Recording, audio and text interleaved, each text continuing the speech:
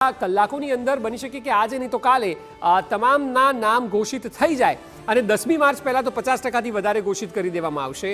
ત્યારે આપ જુઓ કોનું પત્તું કપાશે તેની વાત આપણે કરીશું, કારણ કે જે અમે તમને બતાવ્યા એ તો કન્ફર્મ લોકો બતાવ્યા, પરંતુ આખરે ટિકિટ કોની કપાઈ શકે છે તે એક મોટો સવાલ। અને તેમાં સૌથી પહેલા અમદાવાદ પૂર્વના હસમુખ પટેલ, અમદાવાદ પશ્ચિમના કિરીટ સોલંકી, આણંદના મિતેશ પટેલ, પાટણના ભરતસિંહ ડાભીની પણ ટિકિટ કપાઈ શકે છે। એ સિવાય મહેસાણામાં શારદાબેન પટેલે તો પોતે ટિકિટ માગી જ નથી અને એટલા માટે તેઓને ટિકિટ નહીં મળે એ પણ કન્ફર્મ છે। સાબરકાંઠાના દીપસિંહ રાઠોડને પણ ટિકિટ નહીં આપવામાં આવે, અહીંથી ટિકિટ તેમની કપાશે। જે ઉત્તર ગુજરાતની વાત આપણે કરી રહ્યા છીએ કે જે 4 સાંસદો બદલાશે, ત્યાં સુરેન્દ્રનગરમાં મહેન્દ્ર મુંજપરાની પણ ટિકિટ કાપવામાં આવશે।